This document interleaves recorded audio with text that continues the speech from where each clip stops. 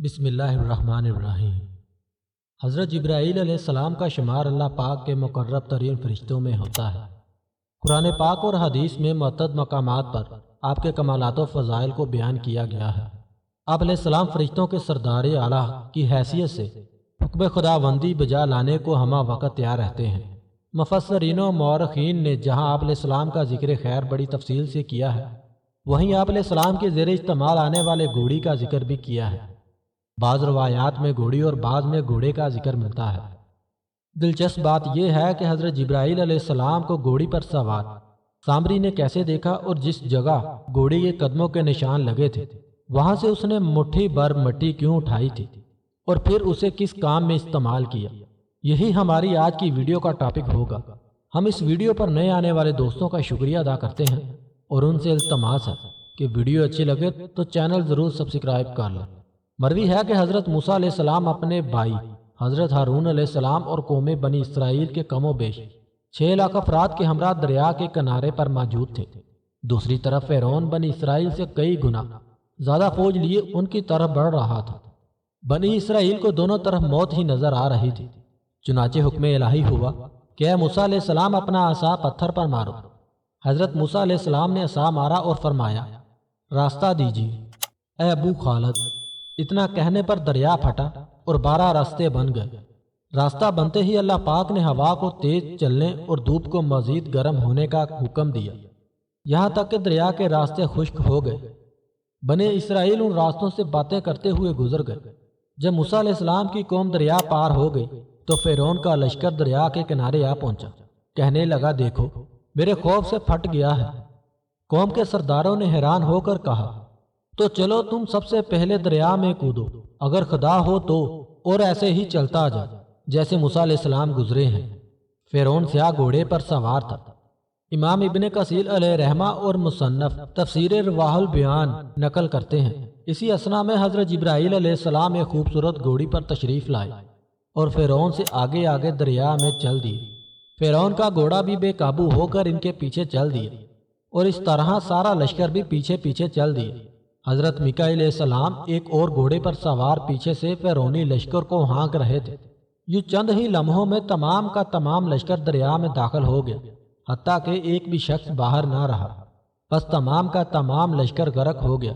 اب صورتحال یہ تھی کہ بنی اسرائیل کا کوئی بھی دشمن باقی نہ رہا۔ یہ لوگ مصر آئے تو حضرت موسیٰ علیہ السلام نے اپنی قوم سے 40 روز کا وعدہ فرمایا کہ میں اللہ تعالیٰ سے کتاب لینے جا رہا ہوں، اور اپنے پیچھے حضرت ہارون علیہ السلام کو خلیفہ مقرر فرمایا۔ آپ علیہ السلام کو لینے کے لیے ایک بار پھر حضرت جبرائیل علیہ السلام ایک خوبصورت گھوڑے پر تشریف لائے۔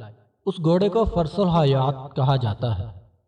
سامری جو کہ پیشے کا سونار تھا، باجرمی قبیلے سے تعلق رکھتا تھا۔ اس کا اصل نام میہا تھا۔ یہ دراصل منافق تھا جو اپنی حقیقت چھپائے ہوئے تھا۔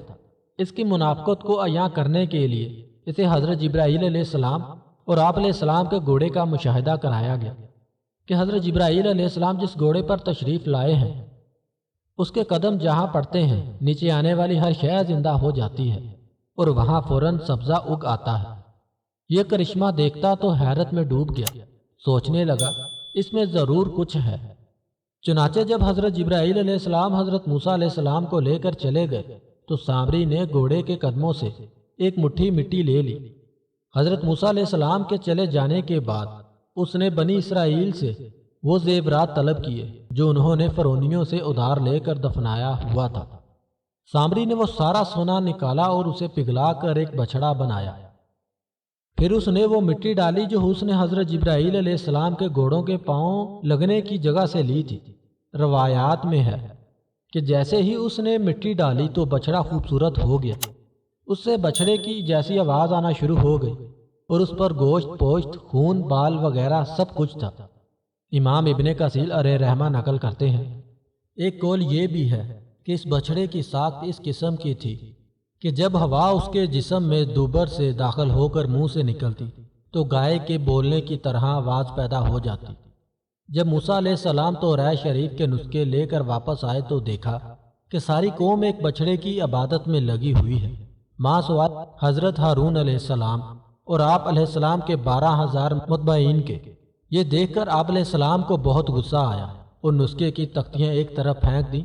منقول ہے کہ تورات شریف کے کل 7 نسخے عطا کیے گئے تھے، جن میں سے 6 اسی وقت واپس اٹھا لیے گئے اور صرف ایک بنی اسرائیل کے لیے رہنے دیا گیا، جس میں حلال و حرام کے بارے میں تھا۔ آپ نے بچھڑے کو پکڑا اور آگ میں جلا دیا اور اسے ذرہ ذرہ کر کے دریا میں پھینک دیا۔ لوگوں نے جب دریا کا پانی پیا تو ان کے ہونٹ زردی مائل ہو گئے اور پیٹ پھول گیا۔ یہ نشانی تھی ان لوگوں کی جن کے دل میں بچھڑے کی محبت پیدا ہو گئی تھی، تاہم ان کو اپنی بے وقوفی کا احساس ہوا تو توبہ کرنے لگے۔ مگر اللہ تعالیٰ نے فرمایا، اب توبہ صرف اس طرح قبول ہو سکتی ہے کہ تم لوگ اپنے آپ کو قتل کر ڈالو، اس کے سوا کوئی چارہ نہیں۔ ناظرین، بنی اسرائیل کی توبہ و قتل کا واقعہ تفصیل طلب ہے، جو ہم کسی اور ویڈیو میں بیان کرنے کی کوشش کریں گے۔ پھر حضرت موسیٰ علیہ السلام سامری کی طرف متوجہ ہوئے، کہا، اب تیرا کیا حال ہے اے سامری؟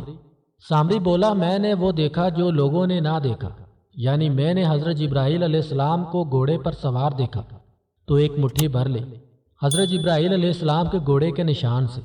پھر حضرت موسیٰ علیہ السلام نے اس کے لیے بد دعا کی کہ تو کسی کو نہ چھو سکے دنیاوی زندگی میں، اور یہ تمہاری سزا ہے کہ نہ تو کسی کو چھو سکے نہ کوئی تجھے چھو سکے، کیونکہ جب وہ کسی انسان کو چھوتا تو اسے بڑی تکلیف ہوتی، اور اگر کوئی انسان اس کے پاس آتا تو وہ بھاگ کھڑا ہوتا۔ الغرض سامری کے لیے دنیا و آخرت میں ذلت و رسوائی لکھ دی گئی۔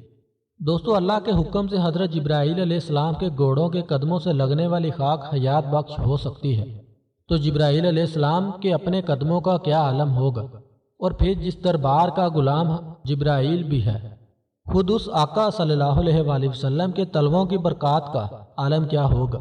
دعا ہے اللہ پاک دین اسلام کی سربلندی کے لیے کی گئی ہماری یہ چھوٹی سی کاوش قبول فرمائے، آمین۔